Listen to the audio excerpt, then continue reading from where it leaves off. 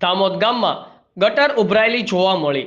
લુણાવાડા તાલુકાના ધામોદ ગ્રામ પંચાયત દ્વારા થોડા સમય પહેલા ગટર વ્યવસ્થાનું કામ પૂર્ણ કરવામાં આવ્યું હતું, પરંતુ પાણી 4 રસ્તા પર ગટરમાં વહેતા પાણીની જેમ જોવા મળે છે।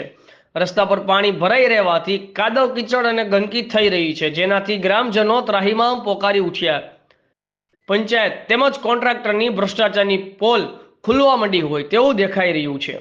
કામગીરી વિશે અનેક સવાલો ઊભા થયા છે। ગટરનું કામકાજ ના કરવામાં આવેલ છે તો પણ પાણીનો યોગ્ય નિકાલ કેમ થયો નથી? આપણો તાલુકો વાઇબ્રન્ટ તાલુકો, બીજી બાજુ સરકાર વિકાસની મોટી વાતો કરે છે તો પછી ગામડાઓમાં રસ્તા, બોર મોટર આવાસથી ગરીબોને વંચિત રાખવામાં આવે છે અને આવી પ્રાથમિક સુવિધાઓથી પણ વંચિત રાખવામાં આવે છે। તો શું આવી રીતે થશે ગામડાઓનો વિકાસ? રિપોર્ટર શૈલેષભાઈ ઠાકોર, આઝાદ મીડિયા લાઈવ, લુણાવાડા।